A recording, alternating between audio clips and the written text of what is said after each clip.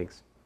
Dear Father, we thank you for this day again. Lord, thank you for these students and this time we have just to study your creation. Help us to glorify you in what we do this day, Lord. In your name I pray. Amen. So yeah, let's go over these quiz problems today, and then I'll dive into the new material. So, first of all, sometimes it's just as simple as, I have a limit of xy goes to 1 minus 3. I've got this polynomial in x and y, so all you do is plug in the limit point. It's as simple as that. I put x equal to 1, y equal to minus 3, evaluate that thing, and it works out to 6. And that's it. Right? They don't have to be complicated. If the expression makes sense when you plug in the limit point, you just plug it in. On the other hand, this one, natural log of 3x plus y, when we plug in the limit point, we get log 0, right? So strictly speaking, these equalities are bogus. I mean, I write equality here because it's a common notation, but what I really mean is that this limit is not defined. I mean, it does not exist as a real number, right? Because the natural log of 0 is undefined, right? I can't, well, anyway, yeah. Problem 3, here we're taking xy approaching 1, 3, and this time the domain of this expression, this function, 2x plus y times e to the minus x plus y, this is actually defined for any x and y. You can plug in any pair of real numbers, and it makes sense. All right? In particular, when you plug in x equals to 1, y equals to 3, you end up with a 5 out front and an e to the 3 minus 1 e squared. So there you go. Problem 4 is a lot like what we did yesterday, but there's a wrinkle. In particular, I upped the power in the denominator to 6. Right? So we kind of, if we had, she tried the polar coordinate approach, which is fine. Probably if you tried putting in line, if you tried to put in the slope, this one probably you could have done with just looking at different different paths. Let's see here. For example, if I look at the limit as t goes to 0, 0, what would that give me? 2t to the 5th over 2t to the 6th, right? Which is the limit as t goes to 0 of 1 over t, which, does not exist. So if you look at this function and approach it along the line y equals x, for example, you get a divergent limit.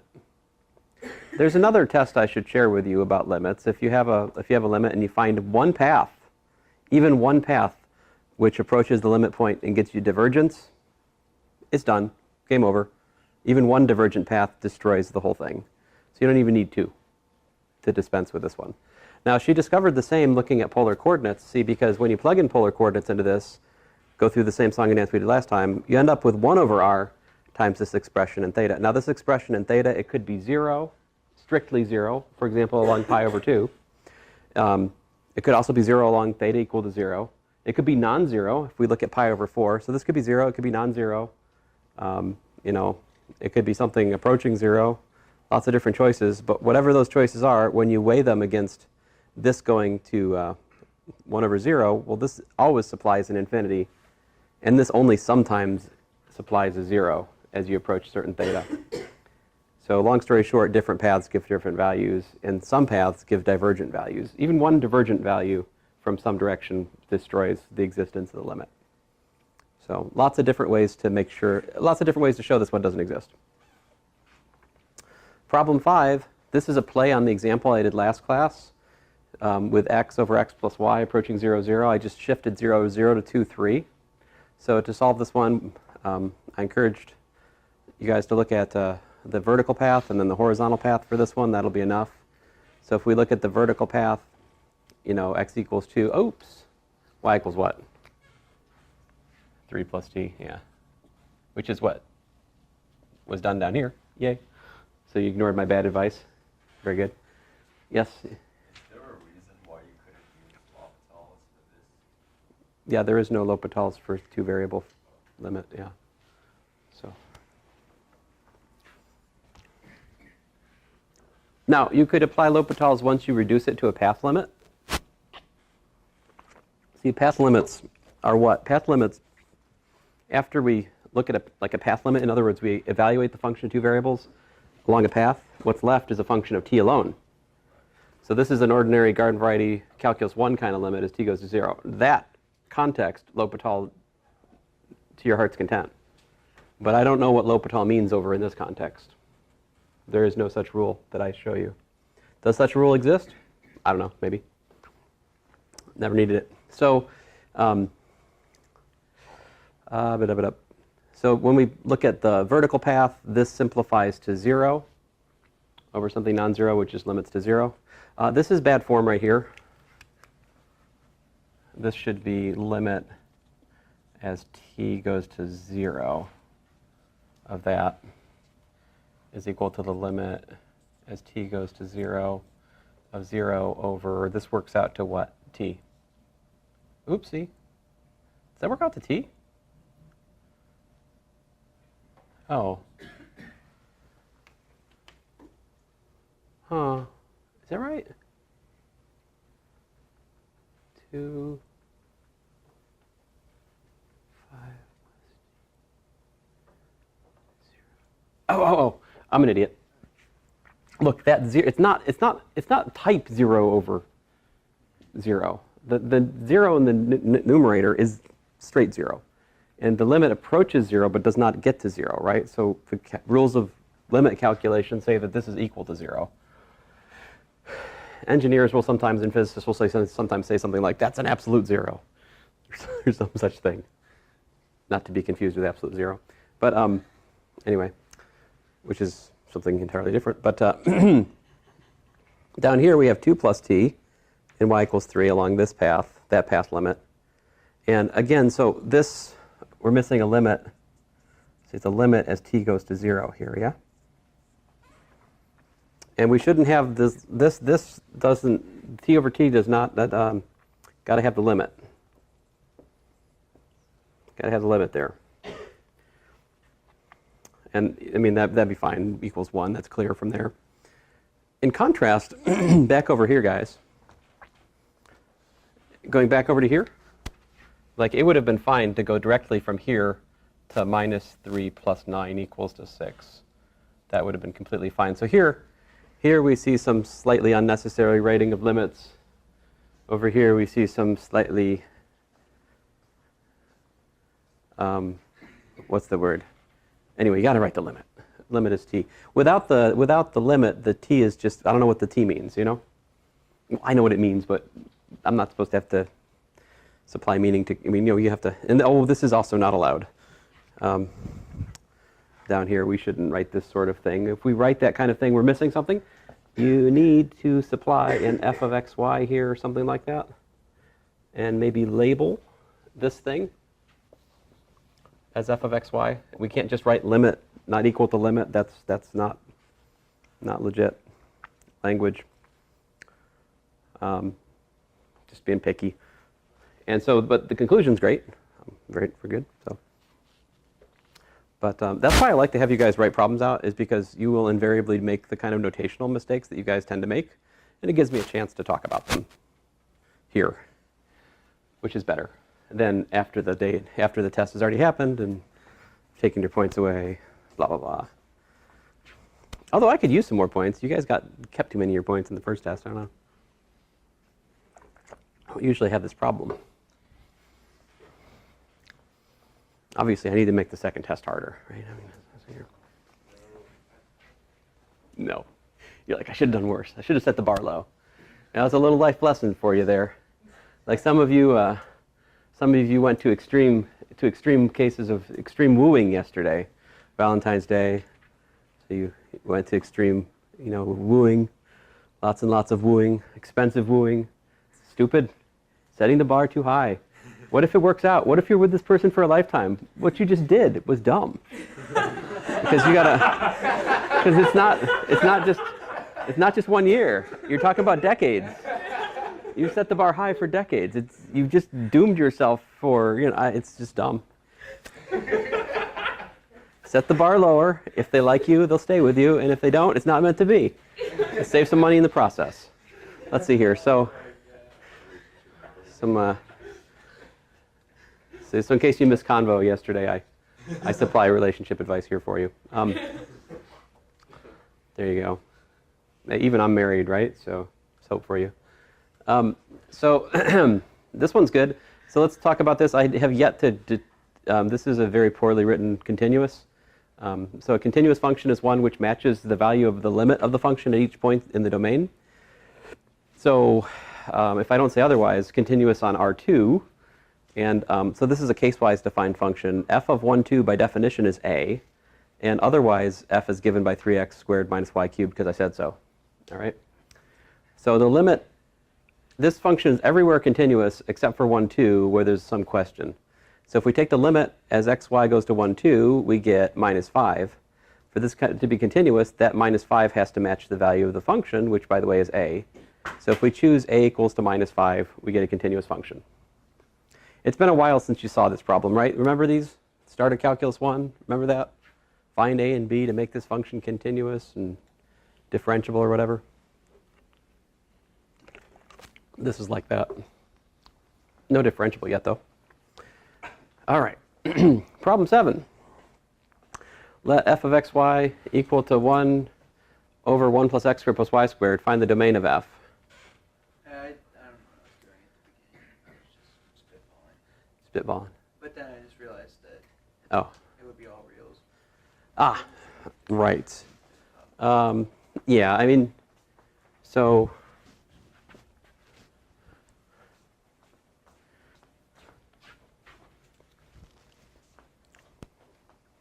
let's see here. How about this? We can use xy in R2, right?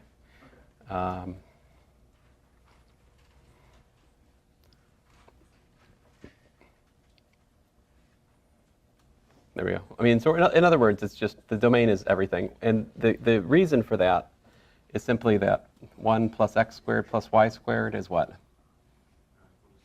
Yeah, it's not equal to 0. That's the key. So the formula here is defined for any xy. So Why is it r squared?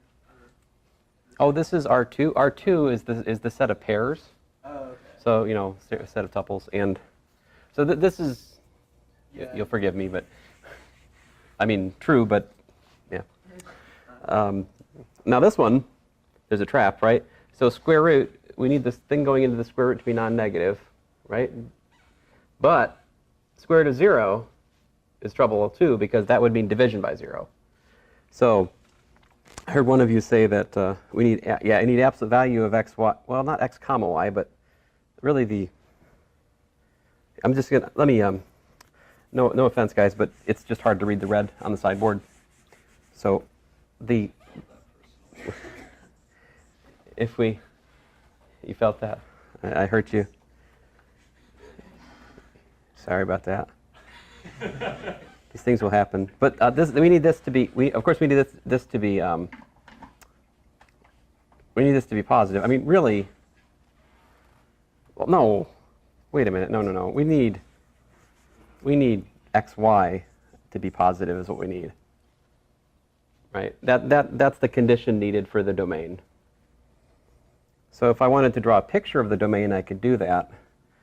So it's basically up here and down here, and don't include the axes. In terms of set builder notation, the domain of f would be equal to x comma y, such that xy is positive. But anyway, yeah.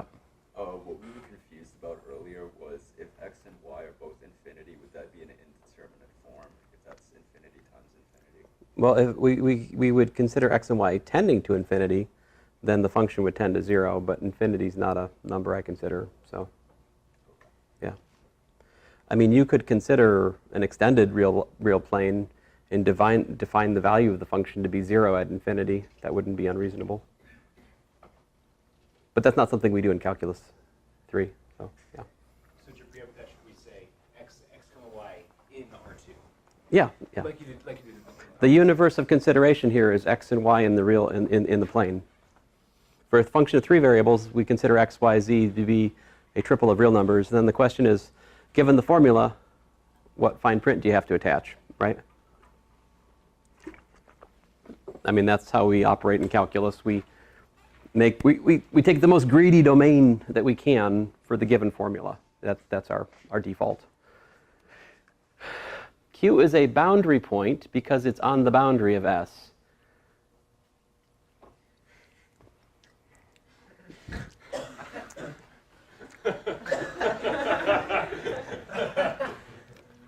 I can't disagree with that, but it seems kind of inescapable. But there's a more technical way of looking at it, which is that a boundary point is one where if you take an open neighborhood of the point, which is like a little open disk in this case, around the point, then any open disk, well, I should say any open disk you take around the point, right, there will be points inside and outside of the set. So as you can see, out, in, and it doesn't matter how far you shrink that down, right? No matter how far you shrink that little disk down, there's always points inside and outside, which goes to show you that that's a boundary point. Right? You know you're on the edge of your house if you can stick one hand outside and have the rest of yourself inside. It's kind of that, right? I mean, that's one way to say it. But yeah, I understand. In other words, this answer basically says, I don't know what you're asking. That's just obvious, right? Fair enough. It is sometimes difficult to give definitions of obvious things. That's one of the things topology is about. Is this an open set? Yes.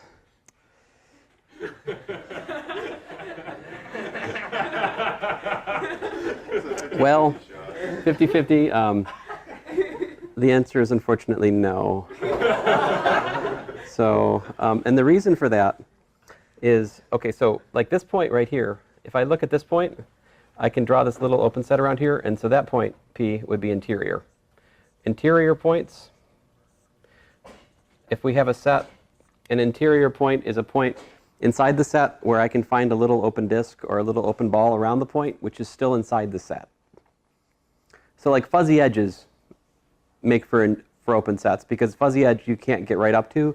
So no matter how close I get to the fuzzy edge, I can always make a ball small enough so that the edge of the ball is between the point and the fuzzy edge. The trouble with this solid line over here, and so you could, this yes, which is 50-50 I guess, but this point over here, for example, Q, I guess keeping with my notation for problem 9, is not an interior point because no matter what open set you take around it, it's impossible to take an open set around Q, not a subset of S. No matter what open, I cannot find an open set around Q which is within the set. That means that that point Q is not an interior point. All right? And so if you read the notes, what I say in the notes is that a set is open only if all of its points are interior points. So going forward, just as a point of language, open sets are ones that have completely fuzzy edges. That's a pretty good definition for you guys. The open sets are ones that have fuzzy edges. They don't actually have a boundary. So they're like I would say like a balloon, but maybe like a balloon without an edge. Like the air inside a balloon would define an open set, but not the balloon itself. If the set contains any of its boundary points, it's not open. So if there's any like solid edge to the set in the traditional sense, then it's not an open set with respect to the topology in the plane.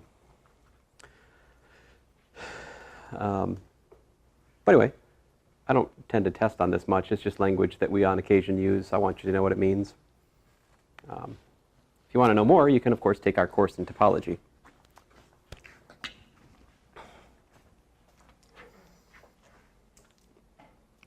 John, have you had our course in topology? No, I haven't. What's that? I'm joking. We have no course in topology. Yeah. I mean, I've taught topology to some students, but only as an independent study here and there. So it's pretty important for math majors to take topology. Most undergraduate programs have a course in topology. So if you are a math major, it's something you should really think about studying on your own, even though it's not on your DCP, Because let's face it, the DCP is market driven, not logic driven. And that's not just true of the math major.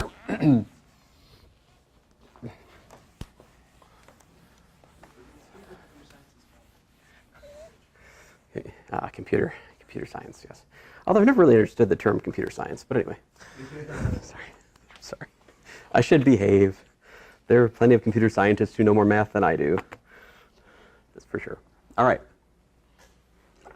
So, limits are behind us, right? Sort of. So let's talk about differentiation.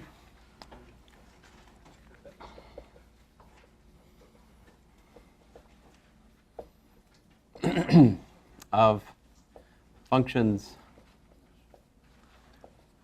of 2 or more variables. Right? So we'll start by considering a function of, from some domain which is a subset of R2 to R. So when I don't feel like writing all that, what I will sometimes write for you guys, and this is an abusive language, but engineers tend to like it, is f is a function of x and y, okay? So thinking of a function of 2 variables, right? We can draw a graph to understand these sorts of things, right? So generically speaking, we could think about the graph looking something like this, maybe, I don't know, right?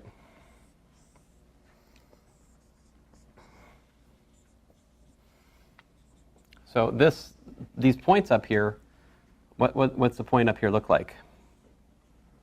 It's something like x, comma y, comma what? What's z equal to? Well, z is equal to f of x, y, right? So a point on the graph has this form. In other words, you could say this is, z equals to f of x, y, right? Our usual language. So we want to understand how a function like this changes at a point, right? So let's pick a point. Let's say x naught comma y naught in the domain. So we can visualize. I mean, I can imagine that the domain is really the xy plane, right? So if we look at the point, say x naught comma y naught down here, that will correspond to some point like here, right?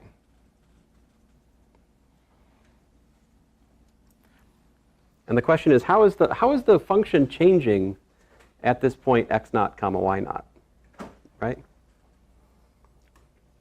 So what you could do, right, is you could chop the graph along some direction, like, I don't know, take the direction like this, right? Suppose that this is the u hat direction like that. And I can look at that plane, vertical plane, right? And I can think about how that's going to, I don't know, how that intersects with the graph. We draw it over here again. So here's the point, x naught, y naught. I'm thinking of this being the u hat direct vector. And then, the graph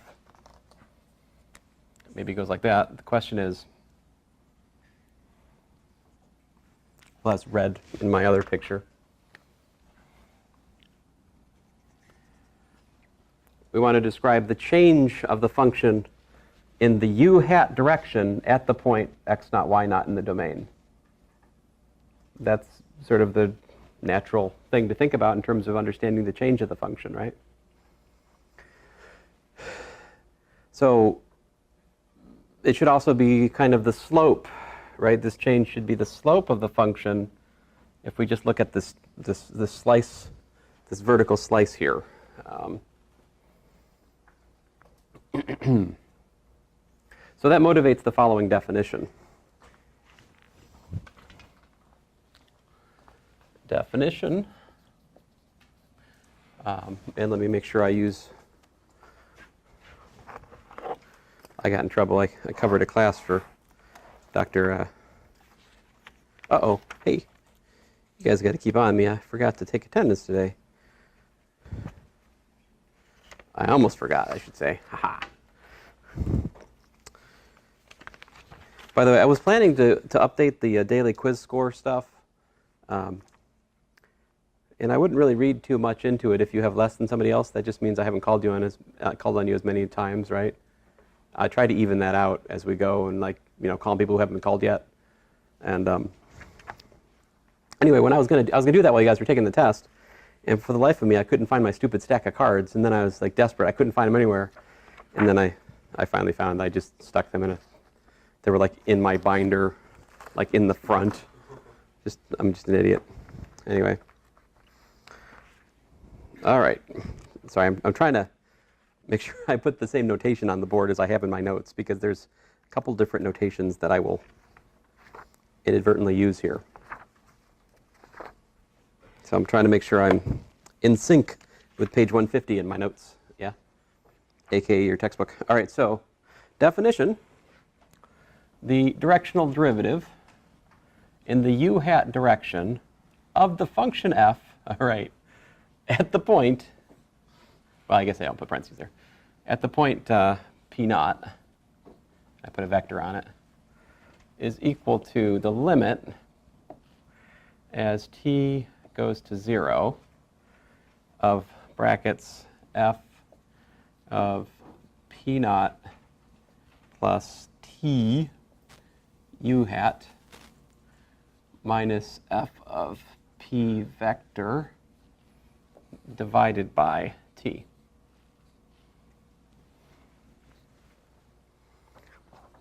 So this is my p naught vector here. P naught vector is the point x naught comma y naught. All right, so let me break this down a little bit more explicitly. This is the limit as t goes to 0 of f of x naught plus ta comma y naught plus tb, close parentheses, minus f of x naught comma y naught divided by t.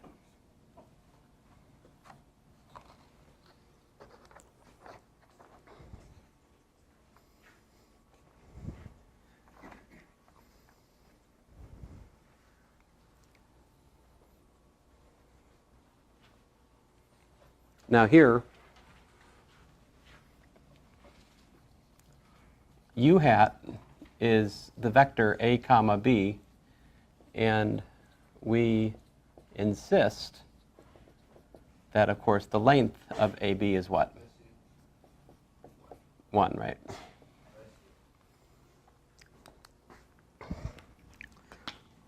I said it in words, but let me say it in words again. This is the directional derivative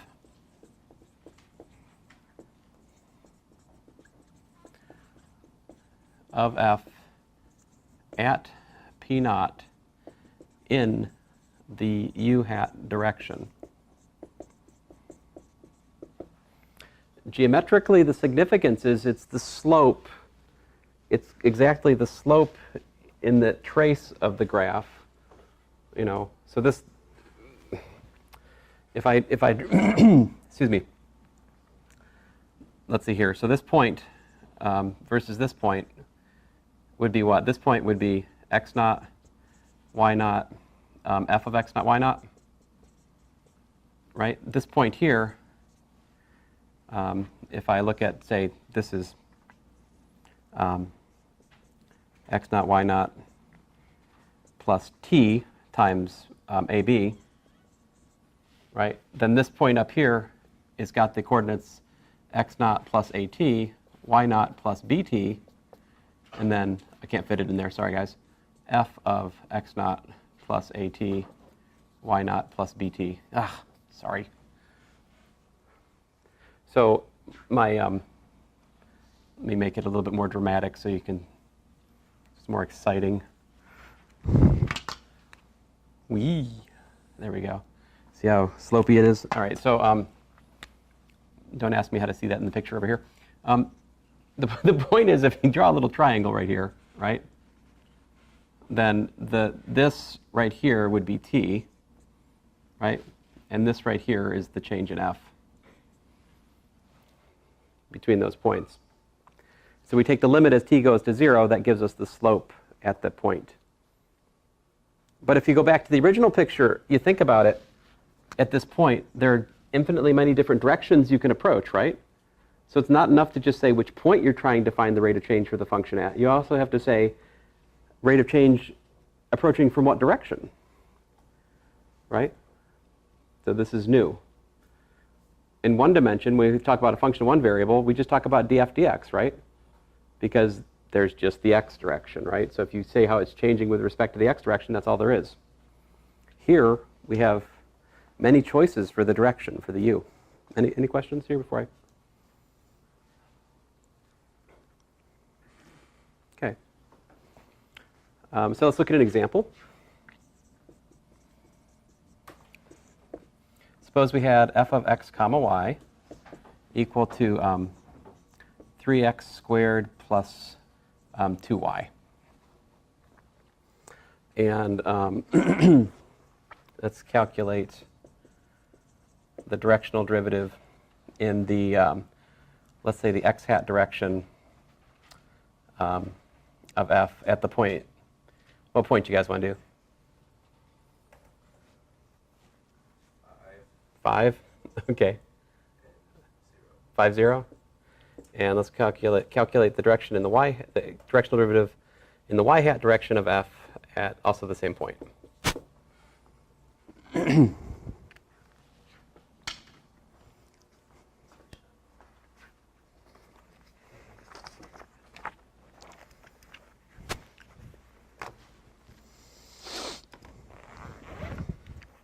All right, so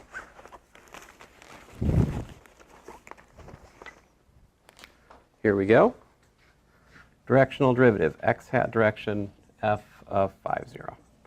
So we're supposed to calculate the limit as t goes to 0, right, of what? Of f of, how's it go? 5 plus t, comma, 0, minus f of 5 comma 0 divided by t. See, this one, we have u hat equal to x hat, right? So you can identify here a equals to 1 and my b equals to 0, right? A equals to 1, b equals to 0 for the first one. And now, so I have to evaluate f at 5. So what does that work out to?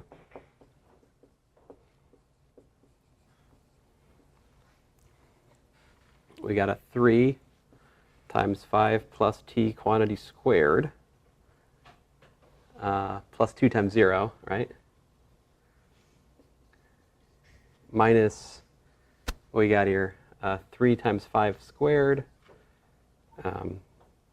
again with the 0, yeah? All divided by t. So what's that?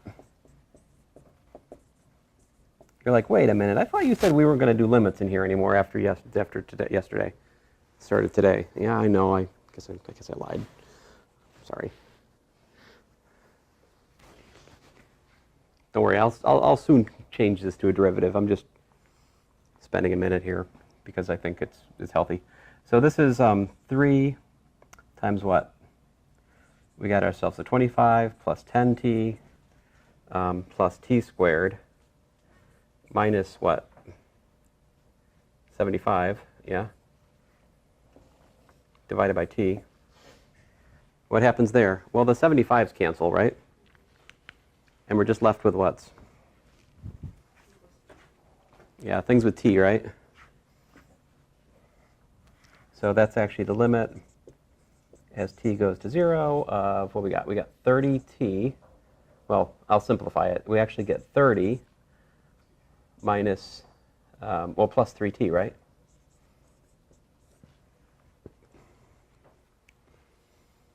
which is 30. So the rate of change of this function in the x hat direction at the point 5 comma 0 is 30.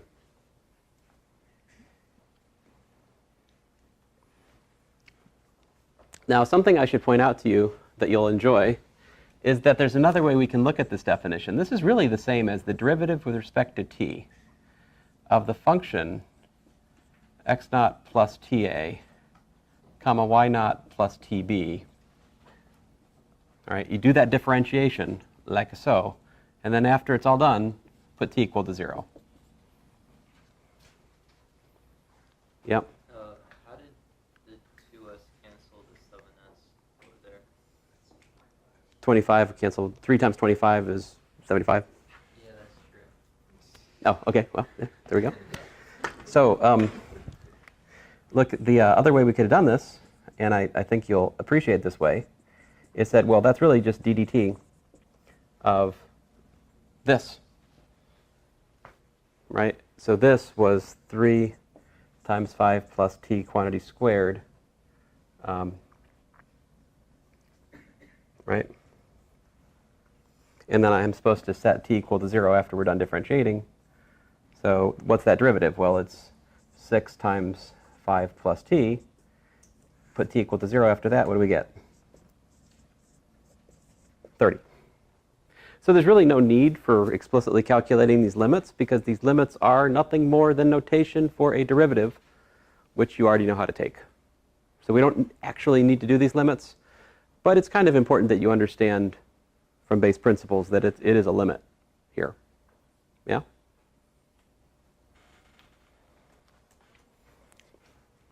Do you see what I did? Do you understand the distinction here?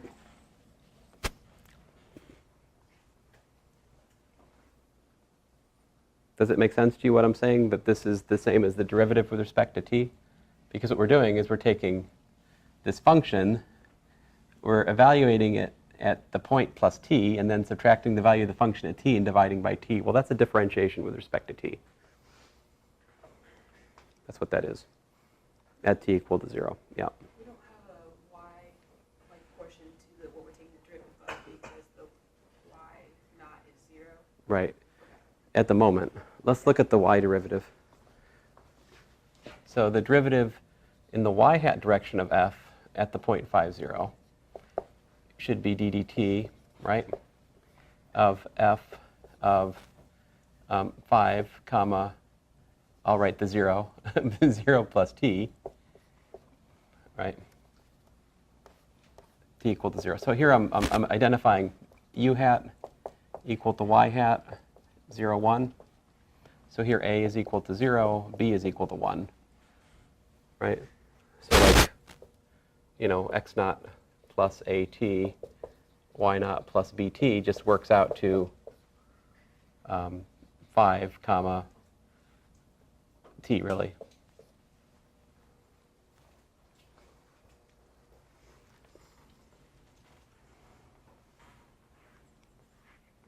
Does that make sense? So what's that? That's ddt.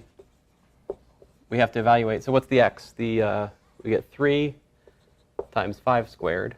Seen that before, haven't we? Plus what was the formula? My stupid formula. Lost my formula. Where'd I give it? Oh, finally, here it is. It's like hidden in plain sight. 3x squared plus 2 times y. So plus 2, yeah, 2t, right? So, and of course afterwards we set t equal to 0.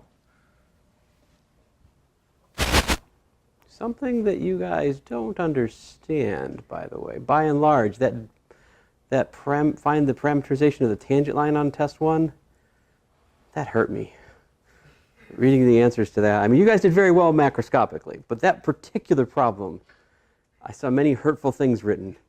You had tangent lines, parameterized tangent lines with cubes and squares and fourth powers. I find this deeply offensive. Like tangent, it's a tangent line. Like it should have t times direction vector plus point, right? I mean, anyway, weirdos. Let's see here. 2. So 2. The slope is 2 in the y direction. at 5, 0.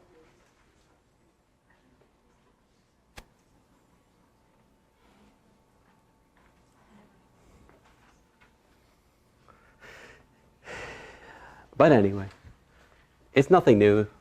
This abuse is always made by every Calculus 3 class. You guys just joining the tradition. And it's the same abuse which happens in Calculus 1. We ask you to find the equation of the tangent line. Calculate the derivative.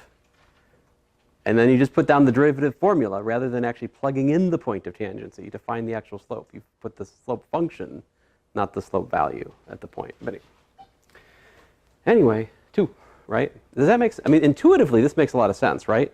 Because if you look at this function, it's just like 2y, right? So it's got a slope of 2 in this. If we change y, it's just changing linearly with y. Not surprising that we got a 2 there, right? Okay. So, excuse me. Let me show you a couple of pictures, if I can.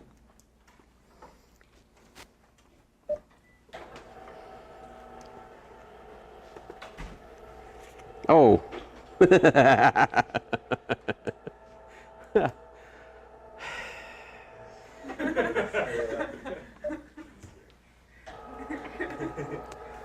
All right. Well, anyway, in my mind, I made a contract with myself to draw certain pictures, and then I was trying to back off of that. So I guess I can't.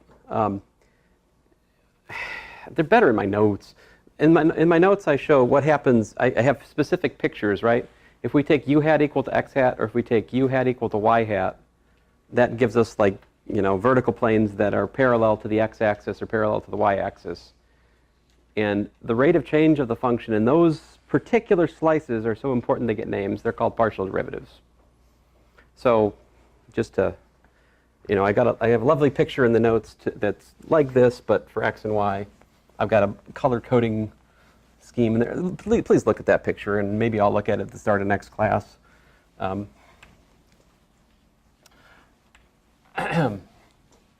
me just get it out of my system here. Definition. Partial f, partial x, at the point p naught is nothing more than the directional derivative in the x hat direction of f at p naught. And partial f, partial y, at the point p naught is nothing more than the directional derivative in the y hat direction of f at the point p naught. It's worth writing the limit again here. So really, partial f, partial x at the point x naught, y naught, what is that? It's the limit as, let's say, h goes to 0 of f of x naught plus h, comma, y naught, minus f of x naught, y naught, divided by h. On the other hand, partial f, partial y at the point x naught, y naught is the limit as h goes to 0 of f of x naught plus, x naught, comma, y naught plus h minus f of x naught, y naught divided by h.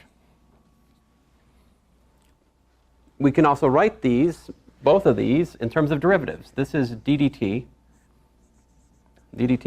of f of x naught plus t, comma, y naught, and then put t equal to 0 after you're done differentiating.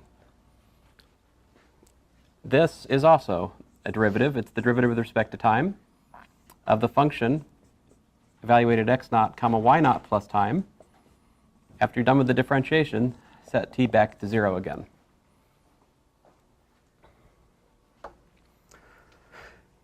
So this is the partial derivative with respect to x. That's the partial derivative with respect to y. What we're doing is we're studying the change of the function with respect to one variable while holding the other variable fixed in place. These are not d's, these are partials. This is read partial. All right, it's a new symbol. Maybe you haven't seen it before. Partial derivative. Why is it a partial derivative? What's the difference between this and the d we've talked about before, right? Like df dx. What's the difference with df dx versus partial f partial x? Like, what's the story there? Why do you use a different notation? Part treats one variable of a function as constant, or one or more variables as constant. Right. The partial notation is to emphasize we're dealing with a function of several variables, and that we're varying one of those variables while holding the other one fixed. That concept is all wrapped into writing this right here. All right? In contrast, this is a total derivative, which you've already talked a lot about in your calculus sequence. All right? Geometrically, what is it? The rate partial derivative with respect to x is the slope of the graph if we do what? If we study the y equals y naught plane and we just look at how x changes in that frozen y plane.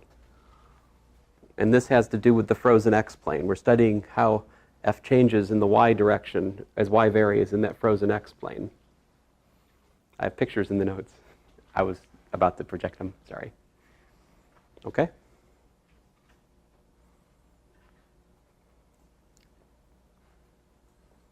Now, let me just jump ahead just for a second while I've got your attention. Theorem. This is ultimately how we're going to calculate things. The directional derivative in the u hat direction of f, all right, at the point x naught, y naught. You know what it is? It actually works out to partial f, partial x at the point x naught, y naught, comma, partial f, partial x at the point x naught, y naught, close vector, dot, a comma b. This is where we're going. This is what we really want to understand in the next hour or two of lecture as deeply as we can. Yeah. Are they both supposed to be partial f, partial? No, they are not. Yeah. Delete that picture. So partial y. Thank you. Very good. Very helpful. Now, this is not generally true. There are functions, malevolent functions invented by mathematicians to stop us from saying this in all generality. But setting aside those annoying people called mathematicians, for most applications, this formula holds true, and you can calculate the directional derivative by calculating partial derivatives and taking the dot product with the unit vector AB. In fact, this is so important it has a name. This is the so-called gradient of f at the point x naught, y naught. In some calculus books, you'll see grad of f at the point x naught, y naught, but I don't know where to put the x naught, y naught on the right-hand side of that expression, but the gradient of f. The gradient of f, it's got the keys to the kingdom, so to speak. I mean, it tells you everything you need to know about how the function changes at a point. To describe how a function changes at a point when a function has two variables, it's not enough to have a slope. Slope is not enough information because it's got two directions. You need, in fact, a vector to describe its change. And this gradient vector will describe the change in the function at the point. This is what we want to understand this as deeply as we can. That's our target. Now, for the moment, I just need to teach you the mechanics of how to do partial differentiation. All right, that's where the next arc in the course is mostly focused on that. But I want to give you a sense of where we're going, not just pushing symbols around. By the way, another thing I should mention in engineering texts, and this is a nice notation. Sometimes you'll see this is sometimes denoted partial f, partial u hat at the point p naught, because that's really what it is.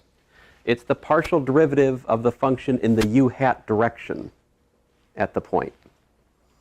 So if you like thinking of partial differentiation as primary, then that's kind of a nice notation to connect the ideas. That's harder to find in calculus books. Yeah. So why don't we write the x and y as partial x and partial y hat? Because we're going to write partial x and partial y a lot. Yeah. But yeah, I mean, maybe, in an actual book, it might just be like boldface u or something. I don't know, but yeah, don't read too much into the notation. Is the larger point.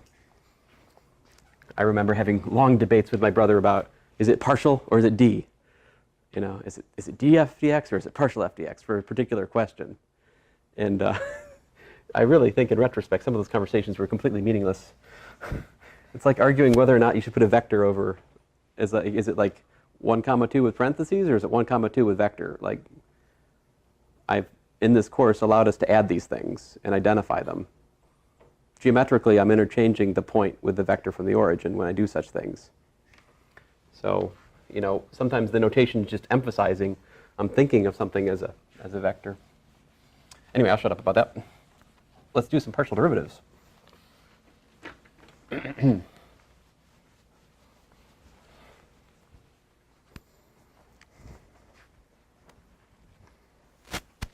When do we have till 2? All right.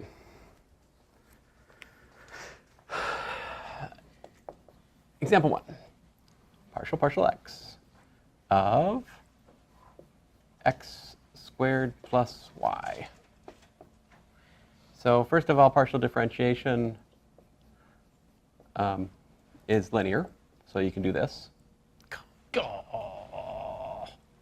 It doesn't change magically from x to y, though. It's partial x, partial x. So if you look at the definition, if you study these definitions, you'll see that it has all of the usual properties of differentiation. All right, they're ordinary derivatives where we're just holding one of the variables fixed. If you really understand that, you can do all the calculations. So this is 0, which I will prove next time. Okay. We'll prove this from the definition next class. Okay. I won't do it today because I don't want to rush it. This is 2x. So the answer, 2x. Let's take the y derivative of that. So partial y of x squared. This is 0 because x is constant with the y derivative. Right? We're holding x fixed. X behaves as a constant. Partial derivative of y of a function of x, 0. On the other hand, partial y is, it's 1. Yeah. So in some sense, you can think of these as foundational. Partial x being 1. Partial x, partial y, 0. Which is also partial y, partial x, and partial y equals to 1. These 4 foundational facts will guide. You can kind of just do formal calculus 1 with those, and you'll get almost everything right. Let's do another one. Example 2. If we do partial x of, I don't know, how about inverse hyperbolic tangent of y, plus the sine of xy.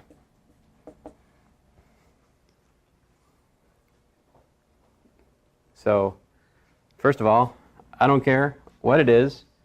I'm feeding it y. It has no x dependence. So guess what? 0. We don't care. That's a relief, right? So the fact that you forgot how to differentiate inverse hyperbolic tangent isn't going to bother you at the moment. And then over here, we've got the cosine of xy. Guess what? There's a chain rule. Woohoo! So I have to take partial x of the inside function. Right? But remember, with respect to x, the y is like a constant. So essentially, the mechanics of this is you can basically just pull that out. And you got partial x, which is just 1. So what we got is we've got y cosine of xy.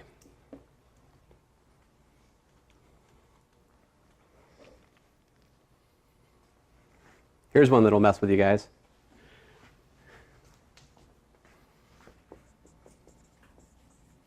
Partial x of x to the y.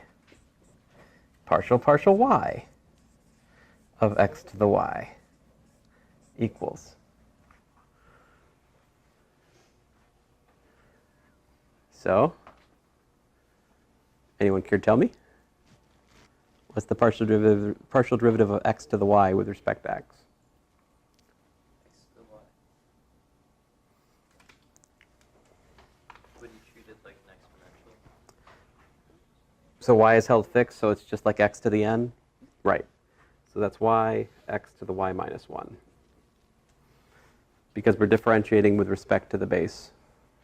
On the other hand, the second derivative, we're differentiating with respect to the exponent. So that's an exponential function if we hold x fixed. So the answer there is the natural log of x times x to the y.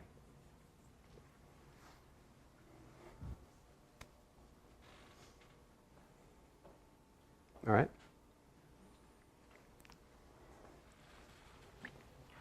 Example 4, partial z of 1 over 1 plus x plus y plus z. So we get minus 1 over 1 plus x plus y plus z quantity squared, partial z of 1 plus x plus y plus z. Which is what? So if we're differentiating with respect to z, we're holding x and y fixed, right? And partial z is just what? It's just 1.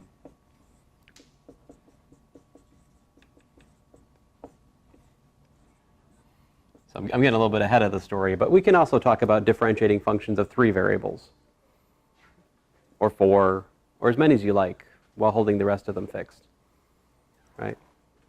But you got to be careful. If I start writing something like this, I'm thinking of z as an independent variable, right? That does not really have a place in the same discussion as what we started with today, which was z equals f of x, y, right? There, z is a dependent variable on x and y. We've got to be careful not to mix these two worlds, or when we do, to understand the connection between them. It's one of our goals as we go on in here. So, sorry, this example is a little bit out of place, but I felt like I should do it. Well, anyway, I'll see you guys tomorrow. Yeah, we finished 2 minutes early.